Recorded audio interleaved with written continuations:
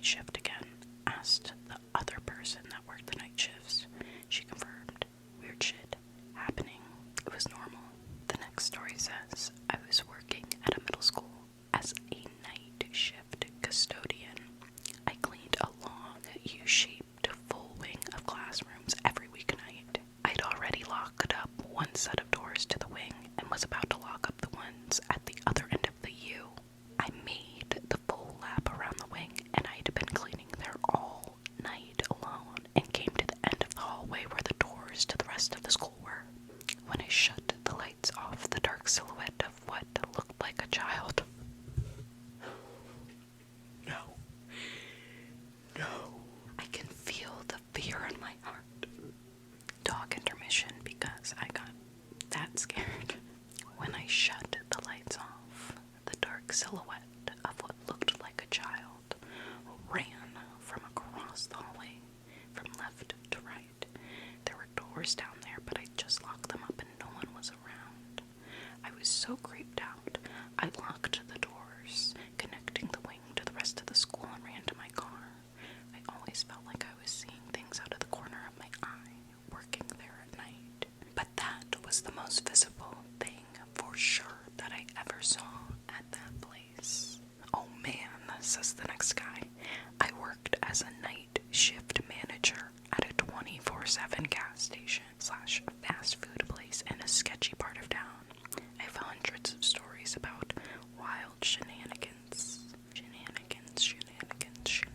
of crackheads, but aren't creepy, but more like, what the fuck just happened? Like the guy who gave me a magic crystal to protect me from the apocalypse because I covered the change he needed for some hot dogs. It's me. I'm the crackhead. Or the other guy who tried to buy a cigarette with lawn clippings, stating, I know it ain't weed, but it works almost as good, before just conking out, just standing at my register. But I'm going to go with the creepiest being discovering dead bodies for the first time. I know I'm shook too, son. By the way, Hero is chewing on his bone in the background. If it gets too loud, I'll interrupt him. 2 regulars OD'd while hiding in my dumpster area. I called 911 and did what little first aid I knew, but the EMT said they'd likely been dead for hours, judging by how cold they were. But I swear to God, I thought I could feel a pulse, and I clearly remember hearing a gurgling noise. Oh my goodness, what a fucking core memory to unlock. Also, this man said this was the first time that they discovered bodies. Bro, are you good? So the next story says, this happened when I worked in a hotel right out of high school. I did overnight in the laundry room, but I would help the front desk and voices to the room sometimes. I was on the 3rd floor at 2 a.m., I think, when I bent down to slide the invoice under the door, and a pen flew past my face and hit the door. I didn't keep the pens on me, and I checked around the hallway, but it was silent. I didn't keep pens on me, and I checked around the hallways, but it was silent. You know hotel doors. They're heavy, and you can hear people open and close them. I am 100% positive I heard nothing. When I got downstairs,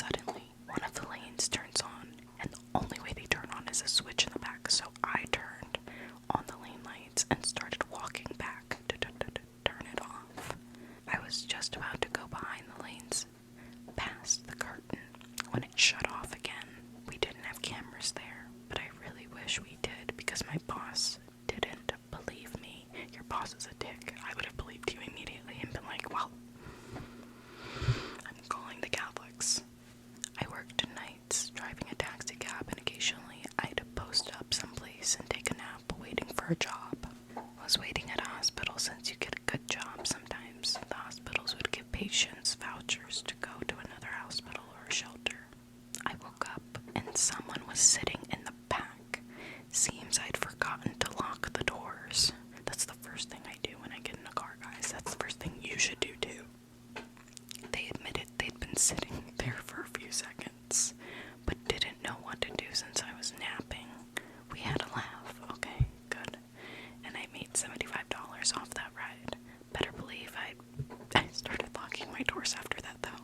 Jesus, I'm glad they had a laugh and not a fucking murder.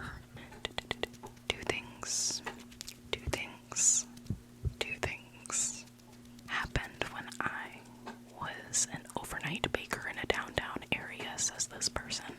Her name is Miss Murder Pants. Story number 1 is parking overnights is free in the... So story number 1, she says, parking overnights is free in this downtown area, but it can be crowded. First come, first serve. This one night, I parked a block away, and as I was walking to my job, this young guy is riding his bike around me and my car. He followed me close to my job. I was quickly able to get in the building. That morning, when my boss came in at 4 a.m., he told me about this weird experience of this kid on a bike riding around him in his car. That guy did this for a few days until the weekend, getting closer and closer and closer each time. The last time he tried to hit my boss with his bike, but my boss managed to hop between two vehicles and walk away safely. We never saw that guy again. Story number 2 says, in summer, I would sit outside on a well-lit, busy side street. On this side, at the opposite end, was a federal building with nothing between us but solid building. So this one night, right, I'm relaxing and I look towards the federal building and see a person completely in shadow walking my way. Even under the streetlight, I couldn't see the features of this person. I quickly went in and waited from a somewhat hidden position to see who passed. No one passed at all in the next 10 minutes. I've never felt such a malevolence, I like that word, from a person who was just walking. It still bothers me 15 years later. The next person says, I used to be an executive director of a family science museum. We once hosted a human cadaver type event similar to Body Worlds. 3 times during the exhibit run, in the middle of the night, the alarm company calls me to say the motion sensors are going off in the exhibit hall, but no exterior window or door sensors are tripped. 3 times. 3 times. I had to get out of bed, drive to the museum, and walk the exhibit floor amongst the posed cadavers and specimens with a flashlight to confirm all was well. Never found anything amiss. And there goes a sigh of relief. I work in a prison.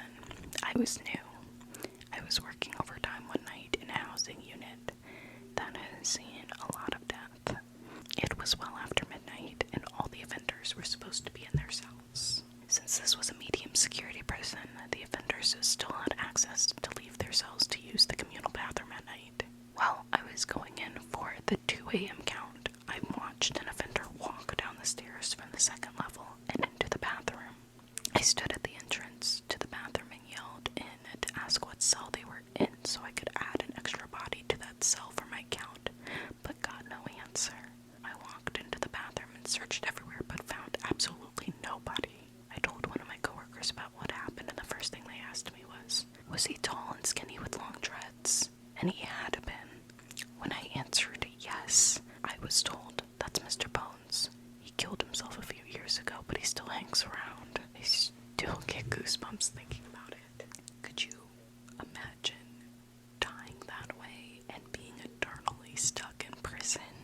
Like you're dead and you're stuck going to the bathroom in the middle of the night.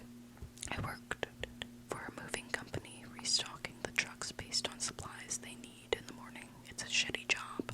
Never work for a moving company, just don't do it.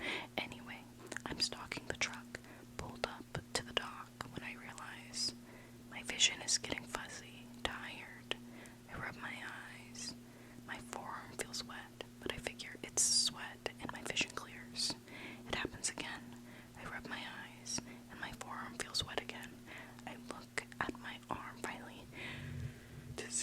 hundreds of crushed baby spiders. My vision wasn't fuzzy. Baby spiders were crawling on my eyelashes. I was covered in baby spiders. I ran to the nearest water hose and got everything off. The next morning, I had a lot of tiny bites on my legs, but otherwise nothing else. That is like my worst fear. I could feel that. Back when I was in HCA, I was doing my hourly breathing rounds, just poking my head into doorways, sometimes turning on night lights. And about halfway down the hall, I see a resident sitting up at the edge of her bed facing the doorway. I ask if she's alright, if she needs anything. She was just looking down, and as she looks up, her head kind of just twists from side to side and looks up, but maintains eye contact with me. In a hoarse voice, she replies, "Helen isn't here anymore." I fucking ran to the nursing station and reported to the nurse. The nurse looked at me, kind of chuckled, saying it's impossible, as the resident is a total assist. Basically not mobile, and not very verbal. We make our way down there. Anyways, not even 2 minutes go by. The resident is tucked nicely in her bed, snoring away as though nothing happened. I would quit. On the spot. In front of that bitch. In front of her. I used to deliver pizza to the worst areas of my college town until 2 a.m. nightly. We were the only pizza place in that city who went to those neighborhoods. The amount of violence I saw was shocking. Being put in impossibly sketchy situations in the worst buildings, the most dangerous streets. It was frightening. The worst part was a massive mental hospital I'd have to deliver large orders to, large enough to take me 2 or 3 trips through security up and down elevators. Some of the patients were allowed to roam free. Some would stare at me through locked doors. This food was for all the patients. This happened once a month. That place scared the hell out of me. I was working as a campus security, and I had to close down the main law building. The building was downtown in a major city and was old enough that the tunnels underneath it were used in the Underground Railroad. What school is this? Think dirt floors and wooden cross beams like you would imagine a mine. There was work going on in the tunnels, not sure what it was, but I think they were reinforcing the supports.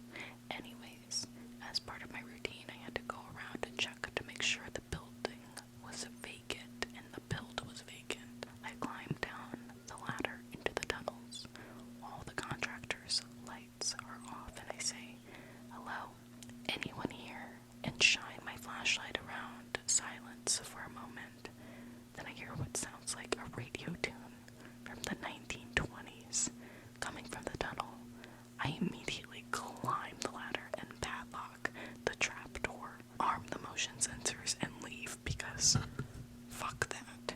I used to work at Taco Bell. This is gonna be one hell of a story. I already fucking know. I was closing that night with other coworkers, and finally it was time to close. Can you hear the angel singing? We turn off the outside lights and get a call on the restaurant phone as soon as we turn off the lights. The manager answered, and we heard a man speak. I vividly remember him saying, "I know there are only girls in there. I've been watching you for a while. Don't come out. I'll be waiting for you."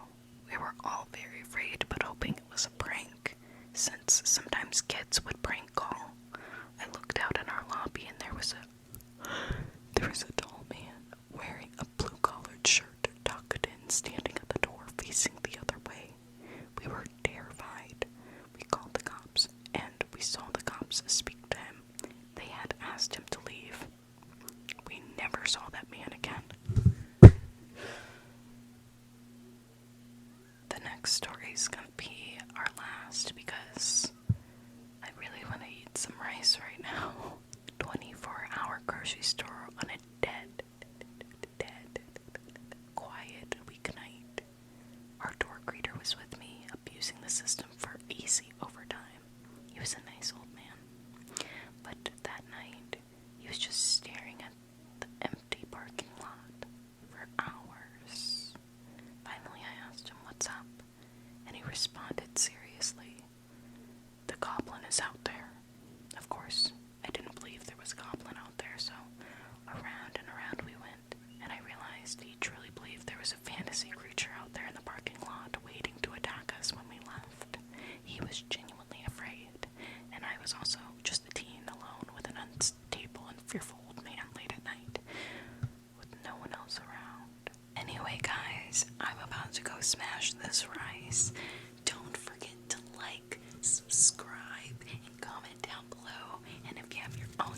scary story that you would like to share for me to read in a future video, email that email, which is also available in the description down below. Oh my god, I didn't mean to flick you off. And my social media is also available down there too. After that, you don't even have to fucking follow me. Just kidding, but I really hope you guys enjoyed this video. I really liked this topic. A few of these stories had me on edge on the inside and on the outside, but really on the inside I have anxiety, so